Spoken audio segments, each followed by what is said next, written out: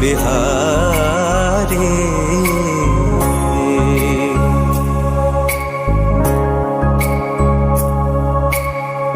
सीताराम चरित अति पावन, मधुर सरस अरु अति मन भावन।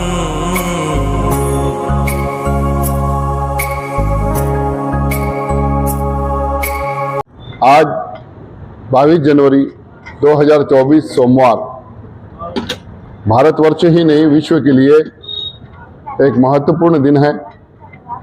आज भारतवर्ष के अयोध्या में मर्यादा पुरुषोत्तम प्रभु श्री राम, इनके भव्य मंदिर में हमारे मर्यादा पुरुषोत्तम प्रभु श्री राम की मूर्तियों की प्राण प्रतिष्ठा होने जा रही है।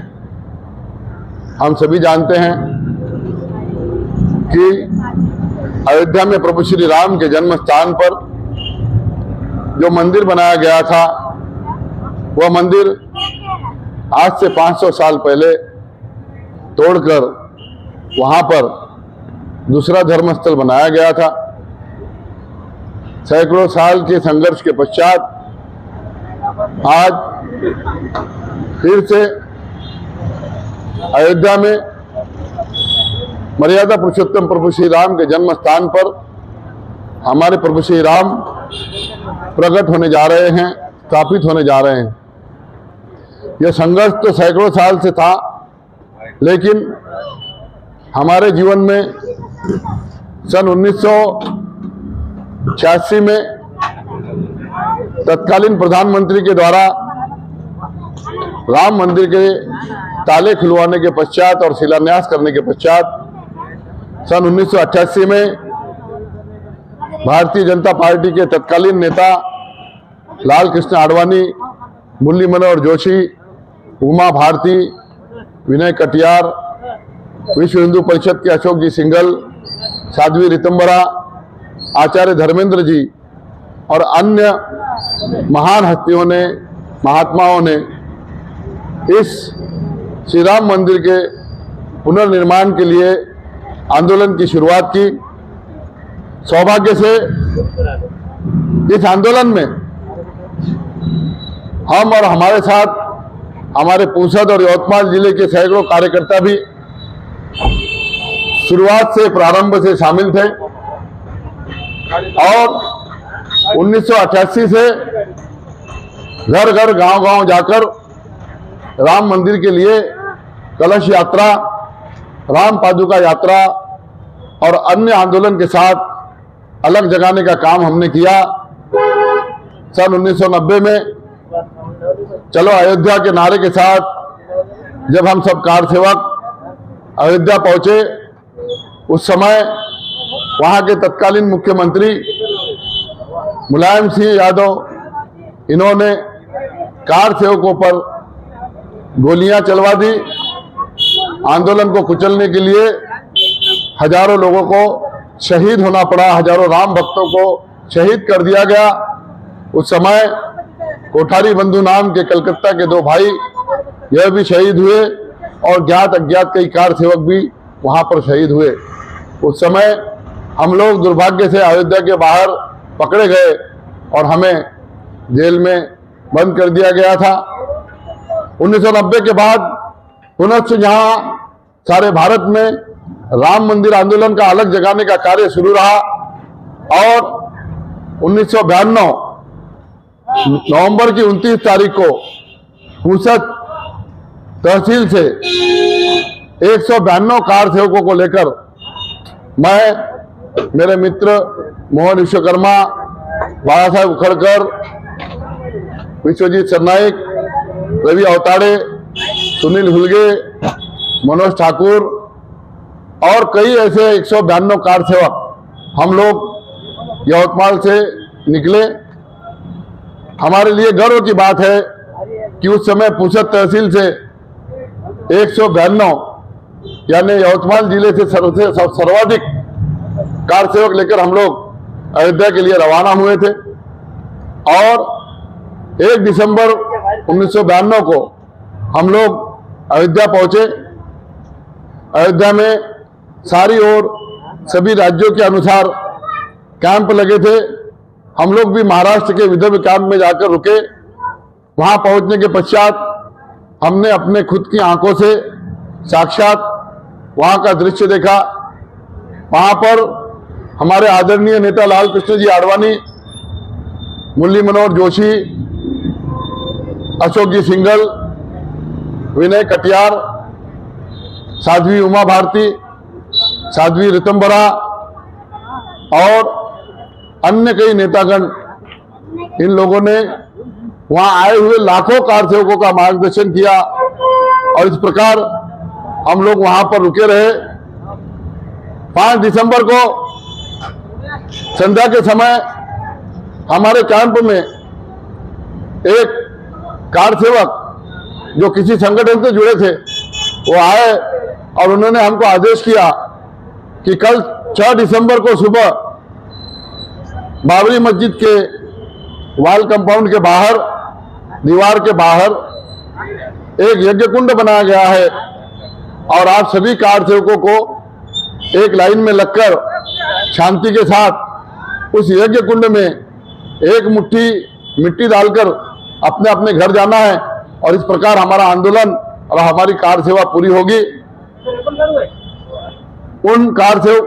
उस कार सेवक की यह विचार सुनकर मन में ऐसा लगा कि जब हम यहाँ आए हैं और जब हम देख रहे हैं कि यह चीज, ये वास्तु अब इसके पश्चात दोबारा यहाँ पर हमारे सभी के आने की संभावनाएं कम है और इसकी मुक्ति की संभावनाएं कम है, तब मैंने उस कार सेवक का विरोध किया और उन्हें कहा कि आप जाइए, कल क्या करना है हम सब निश्चित करेंगे।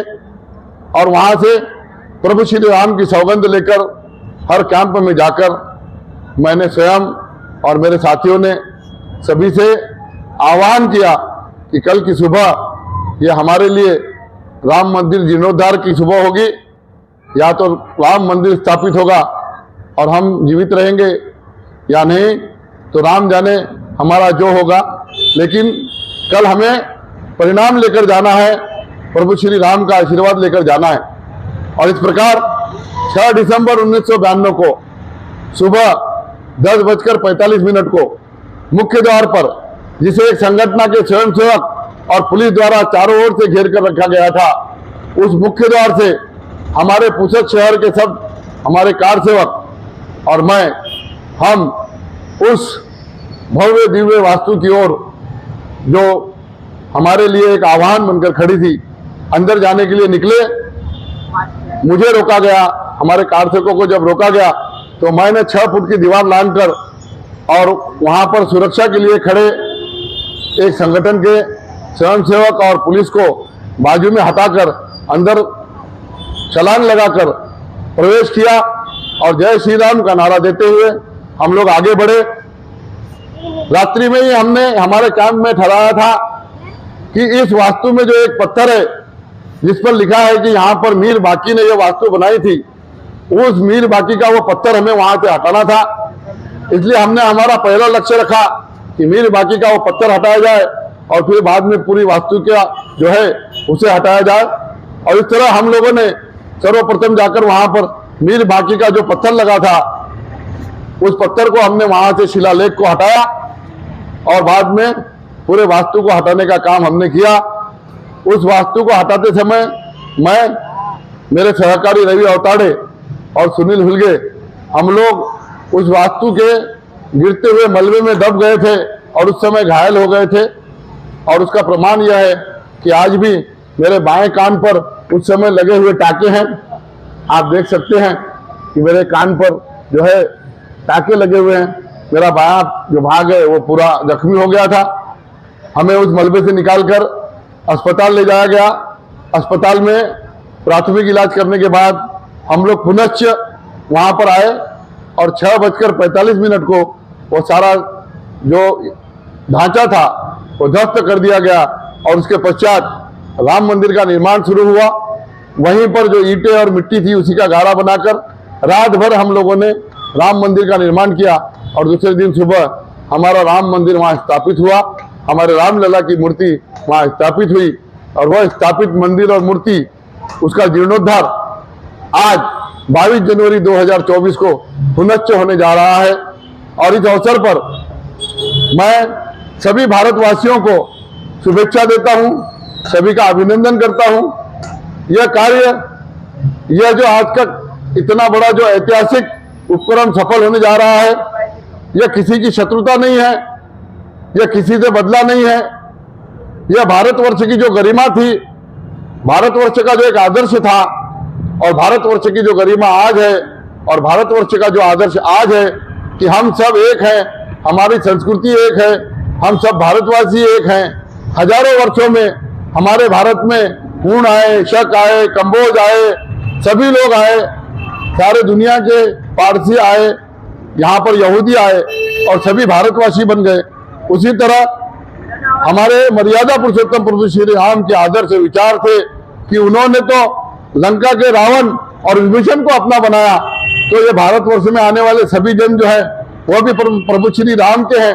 इस आदर्श को स्थापित रखने के लिए और इसे आगे बढ़ाने के लिए ही यह कार्य किया गया।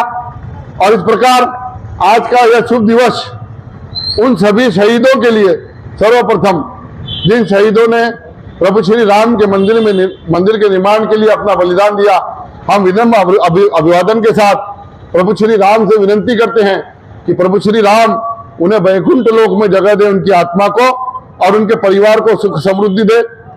इस आंदोलन में अन्य जिन कारसेवकों ने, जिन लोगों ने, जिन राम भक्तों ने, सारे भारतवासियों ने, देशवासियों ने जो प्रत्यक्ष अप्रत्यक्ष सहभाग दिया, वह सभी आभार और सभी जो है उनका विनम्र अभिवादन है।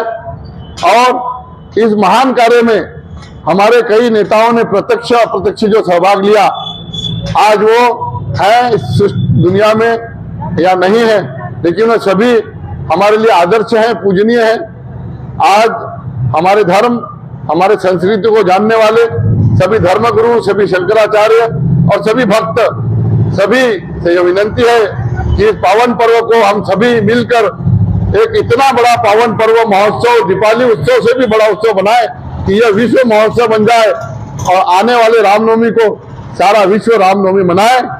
धन्यवाद। जय श्री राम, जय हिंद।